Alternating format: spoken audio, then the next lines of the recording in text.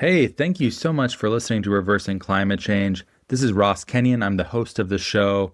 The sponsor is Eco Engineers. Oh, Eco Engineers. What isn't Eco Engineers? I've had a really great vantage point of carbon dioxide removal.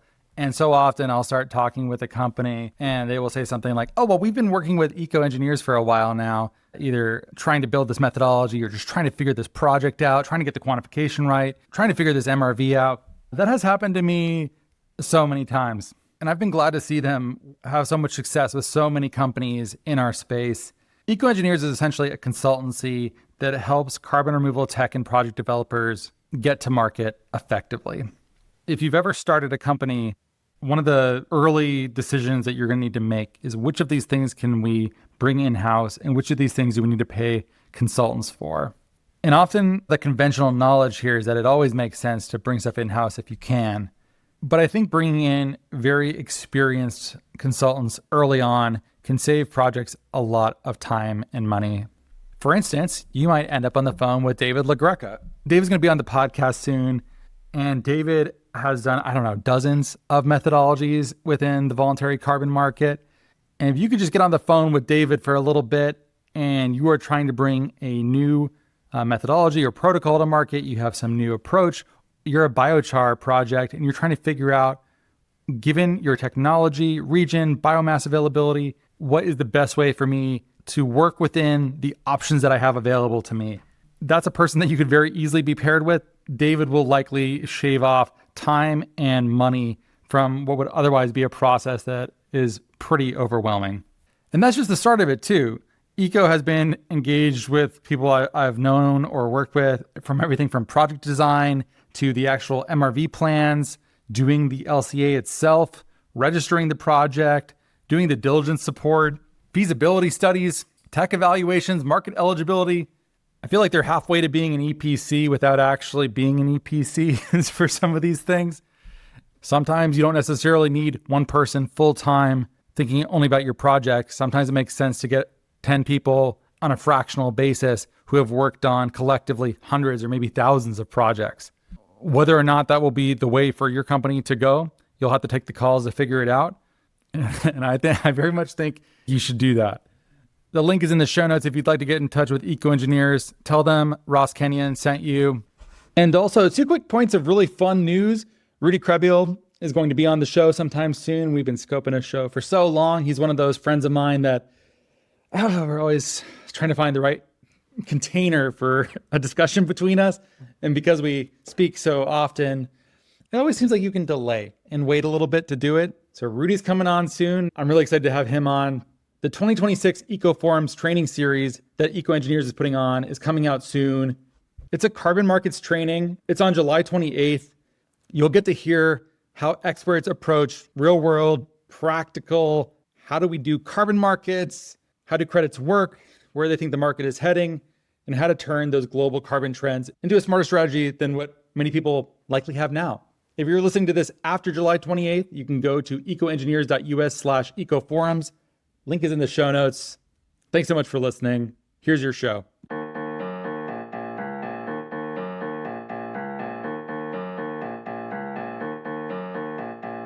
Hello, Ross Kenyon here. I'm the host of Reversing Climate Change, the climate podcast that ends up finding links to everything else because, well, climate is connected to everything else. And if you only make a technical podcast, if you only make a business podcast, if you only make a policy podcast, one runs the risk of missing those connections that really help give one a robust understanding of how the world works. Do I have a robust understanding of how the world works? No. I think I'm halfway clever enough to know that this system is large and confusing. Supposing one grand system that will unlock or solve the world's problems is a great risk. There's a clip from one of my favorite shows of all time, Peep Show, maybe my favorite show of all time, where the two characters, Mark and Jeremy, are arguing because Jeremy has fallen into, if you heard the Diana Pasulka podcast I did recently, he fell into a new religious movement, one might politely say. Jeremy lays out that the presence or absence of an invisible entity called orgons are the source of all of humanity's problems. Mark doesn't believe him and says, I'll even read you the exact quote here. Jeremy, well, how do you explain all the problems in the world? Mark, I mean, I couldn't. Just there are so many historical and economic factors. Jeremy interrupts him. Exactly. You haven't got a clue. That scene has always cracked me up. And just the other day on LinkedIn, I saw a very famous philosopher post an article of theirs. The description of the article mentioned something about capitalism, and someone commented on the essay of this very well-regarded philosopher, the only way to reform capitalism is to do this one solution that I wrote a paper about here. And something about that just cracked me up. Capitalism's a bit like Hinduism. Prior to British, Portuguese, French colonization of the Indian subcontinent, there really wasn't a thing called Hinduism. There were just hundreds or thousands of religious practices of people devoted to specific gods and ways of understanding them. And sure, if you want to say that all of those individual gods are ultimately expressions of oneness and therefore they're part of the same pantheon, and ultimately it goes back to some sort of Atman or Brahma, and we're all involved in cycles of becoming differentiated and then blending back into this undifferentiated being and then back again. And you can call that Hinduism as a whole. Maybe there's enough connecting there to make that a useful way of understanding so many different beliefs. And capitalism's a bit like that too. We call it one word. There's various other things that you can say about what is capitalism that might make it more descriptive, more useful. You could say something like late capitalism. If you say late capitalism, it's sort of pejorative in the sense that it has a critique built into the word, much like a favorite word of mine, schlep. There's no English word to that Yiddish word equivalent. Schlep has the complaint built into it. It's more than just carrying. You would need like 10 different English words to replace schlep. That's how good it is. Late capitalism implies that it's near the end of its life, or that it's already dead and that it's zombified in some way. You could talk about fossil capital. In fact, if you drop the ism off of capitalism, we know you're working from a Marxian or heavily influenced by Marx political economy way of thinking.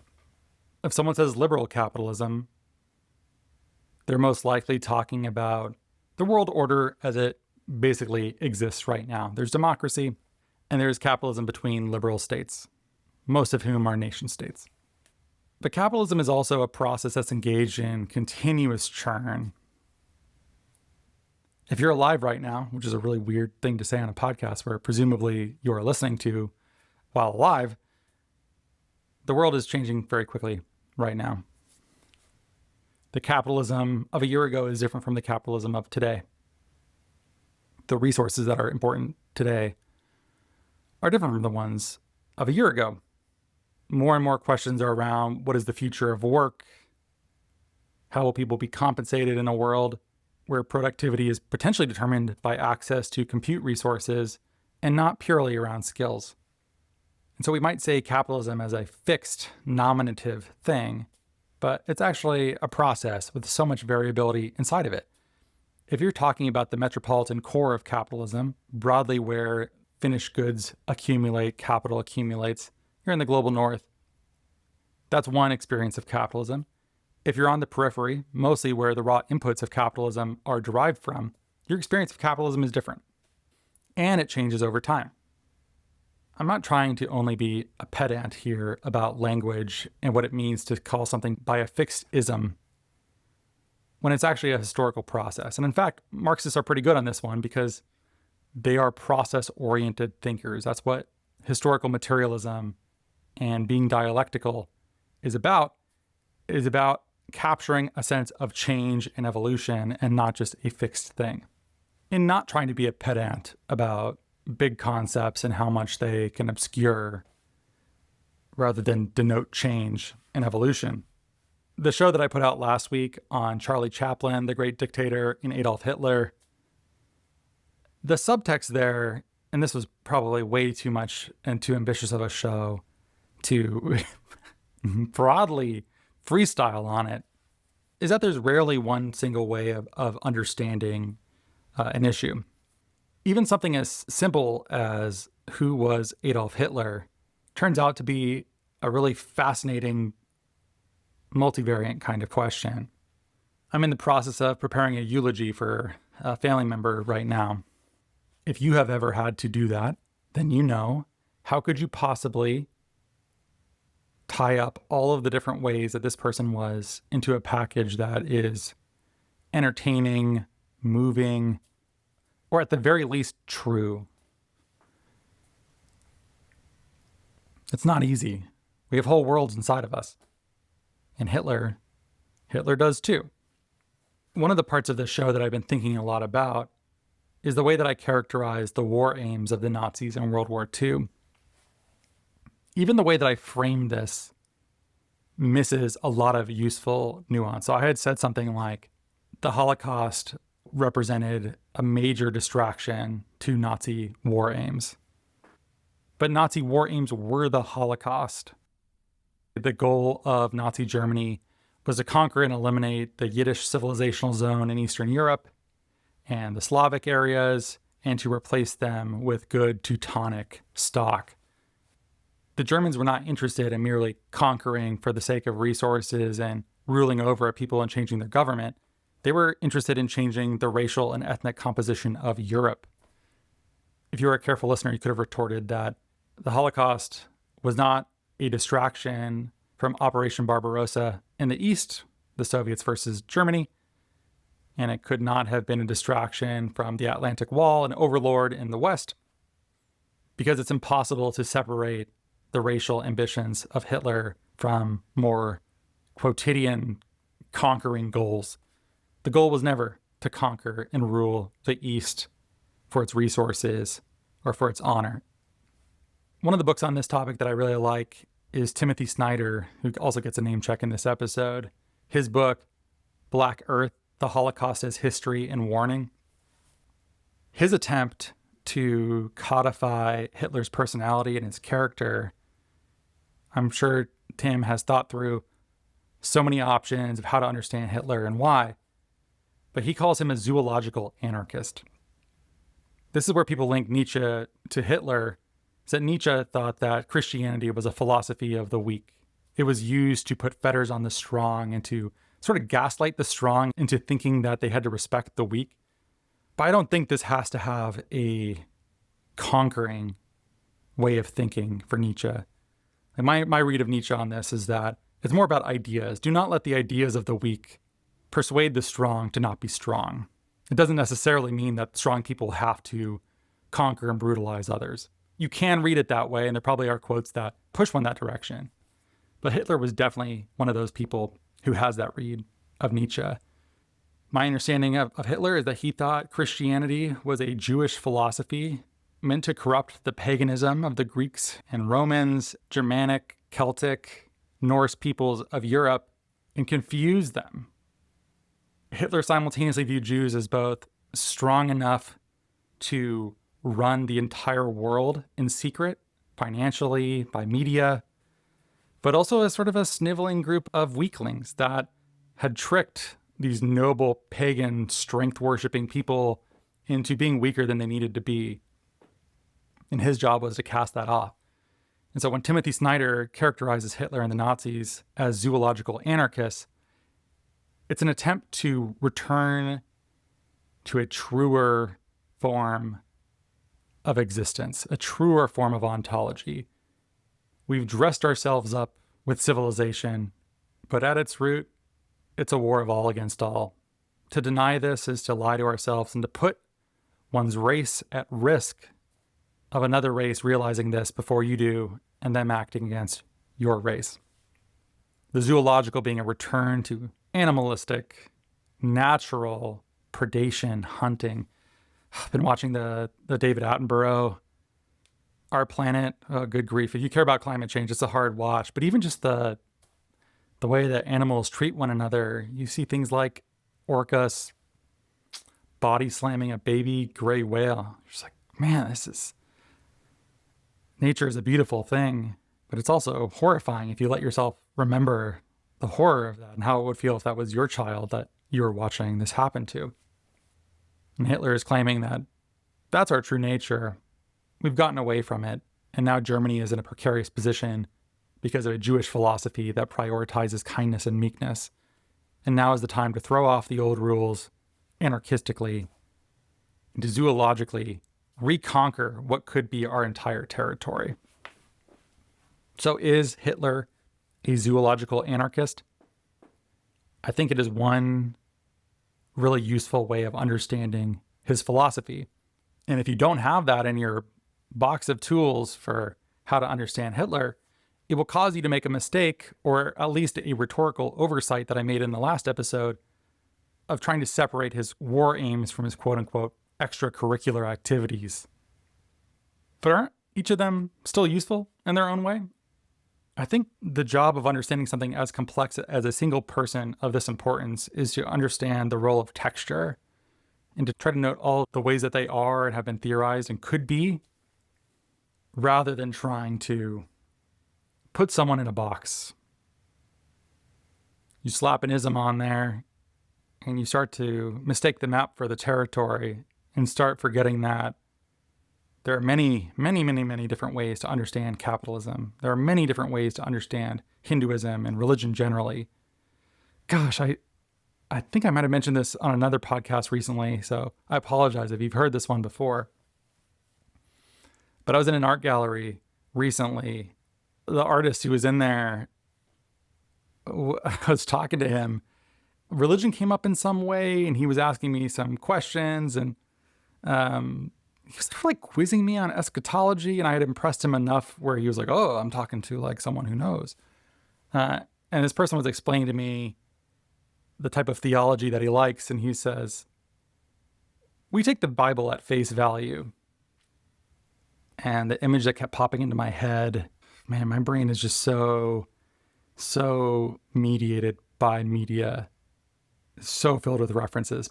There's a scene in It's Always Sunny in Philadelphia where Frank, Danny DeVito, tells Charlie that he's not feeling the acid and he's going to take some more acid now. And Charlie goes, classic mistake, Frank. You're making a classic mistake. And that's how I feel about the idea of taking the Bible at face value. You can read the Bible and take it at face value that what it says is literally true and there's no poetry or illusion. But to me, that might be the worst or among the worst ways to read the Bible, especially if you're familiar with Judaism and the Talmud, or even just sophisticated Christian understandings where you're like, this book is weird. It's so weird. There's so many ways to read it. And especially if you're familiar with the Talmud, even in a cursory sense, you have just thousands of years of brilliant people arguing about language and meaning and application. And the Bible is not a straightforward book. I think it's better for that. But with thousands of pages of primary text, and then I have no idea how many pages of secondary analysis of different religious traditions and just pure scholastic work, it's like you cannot take this book at face value. I think if you only take it at face value, you're missing out. And the things I think you can take at face value are things that are very clear. Like if you're a Christian, I think you have to have some pretty hardcore logic to get yourself out of turning the other cheek. You know, it's declared what you're meant to do, which is to be chaotically good levels of forgiving. You're supposed to be better than the world. You're supposed to be kinder, gentler, and almost like disarmingly accommodating of the world's excesses and follies. Critical, yes. But violent? No. It's unclear to me, even in Christianity, whether or not self-defense is permitted. I am not even sure that it is. I don't know how you could read the words of Jesus and then you'd have to do some sort of highly elliptical thing to figure out how to make that work. There's never one way only to understand something. And that if you can play with these interpretations, it should help you find texture and give you ways of sort of just like wrapping around these things that will make them more visible to you and unlock the beauty and truth that lie inside of everything. To that end, I cut this out of the original recording because it was already long and I was trying to keep a sense of movement to it. But I did want to spend some time talking about Mein Kampf. If you've never read Mein Kampf, you don't have to. It's long, repetitive. I read it about a decade ago, It's one of those books, like all politician books, there's mythologizing and you try to present your ideas in the best possible light with the most noble motives and things of that nature. The part that stood out to me that made it so terrifying is not that hard economic times produce radicalism. That's often the message that people take from the Weimar Republic, the interwar government between World War I and World War II. In Germany, before the Nazis came to power, German soldiers came back from the front. There is basically no food. It's a very, very hard time. And people are pushed increasingly leftward and rightward. The system is not working. Therefore, they are looking for answers in more radical places. Adolf Hitler, as you probably know, was an Austrian, ethnically German, but within the Austro-Hungarian Empire, the Habsburg state, Austria-Hungary, especially in the period of the dual monarchy where it is Austria-Hungary and not just Austria. The world is changing in the 19th century. Romantic nationalism is very big. What we take for granted now about how important it is to have a national mythology and an epic. These are being created / fabricated in many different places for different ethnicities to build a national narrative around. Languages are being written down, potentially for the first time, and developing their own system of lettering called orthography, figuring out which accents to use. So a lot of this is happening for the purpose of supporting national cultures. And this is especially important for Austria-Hungary because it has many national minorities. And it's growing too. The Austrians expanded deeper into the Balkans. You know how this plays out with Bosnia and Sarajevo and Franz Ferdinand. And you have groups who are motivated by the romanticism of the 19th century and want their own nation states. They want to be free of empire and not be ruled by distant monarchs that they don't really care about. They want their own states led by their own people, as defined from within nationalism. Hitler, famously from Vienna, poor, struggling artist, ends up painting houses and doing odd jobs and doesn't have a great experience here. And during this time, he's watching the Habsburg state grow progressively weaker. And part of the reason why it's growing weaker in his understanding is because you had this German ethnic core that governed the Austrian state for a very long time. The Habsburg family, very old German Catholic family, married into pretty much all of the royal families of Europe. Seemingly there's some Habsburgs in there. They sort of conquered the world, at least temporarily, just through marriage and personal union and dynastic politics. A really fascinating story. There's a good book on it called The Habsburgs that I would recommend. But Hitler, as an ethnic German, is watching this attempt by the Austrian state to involve its minorities more inside of imperial governance. There's a really great Timothy Snyder book called The Red Prince, actually, that talks about how various members of the Habsburg state and the Habsburg family would take on the dress and the language of the different regions and the peoples that they governed. They're trying to make the empire less of a visibly Germanic family rule, but also find reasons for the various peoples of the empire to support the empire for its own reasons, to see themselves in it. And that involved including more and more nationalities in the government in higher and more prestigious roles, and that this involved sidelining ethnic Germans to some extent. The empire was becoming less German and becoming more pluralistic. And Hitler, as someone who's sort of a working class, struggling ethnic German who is watching his country and the state that governs him focus less on the German ethnic core that they've always been and include more quote unquote outsiders at the higher levels of culture and government, really frustrated him. The part of Mein Kampf that I find to be most terrifying is, can you think of any other large states that have historically been ruled by a single ethnic group that over time includes more quote unquote minorities in government and culture such that the original ethnic group loses some of their relative influence and status that they once held in previous generations. Does that remind you of any place? I find the nationalities question, minorities question, to be a much scarier part of Mein Kampf than merely that economic uncertainty causes radicalism in different directions. The ideas around identity and what it's like to be part of a previously supreme ethnic group and then watching that influence decline and the right-wing reaction against that from those who are not ready or willing to share power in a more pluralistic environment. It's hard to stick that landing, I think. I remember various parts of Mein Kampf, but that is the part that, when I think about the key message from it, the one that scares me to death is how many countries try to leave behind the dominance of one group and to share power and to do it in a way that is humane and does not provoke some awful backlash. Thanks so much for listening to this. 2 episodes about history, about World War II, the Holocaust, Hitler. I guess you could say historiography, or just being able to work with multiple paradigms at the same time. I take for granted that some of these shows have obvious climate links to them. And maybe that's not so. Maybe you're listening and you're really struggling to figure out how this ties into climate change. What I would say to you is that climate is so connected to everything else on Earth that we take it for granted.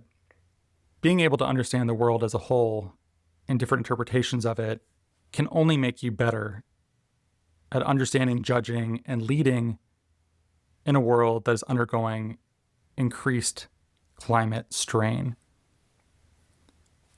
Like so many, I'm watching these El Nino predictions for later this year in 2027, and they look very bad. We need as many people who are kind and thoughtful about history, about how the world works, and to avoid falling into what seems like safety, and to recognize falsity, and to be brave in what we find beautiful. The world needs us to be kind and thoughtful leaders, to raise our voice in the right kinds of ways, to be compassionate, but also to draw a line. That the way the world is isn't necessarily how the world should be. And that's why we care about climate. Philosophy, history, literature, film, these are not things that you do after work, separate from your climate work. In my mind, these are connected.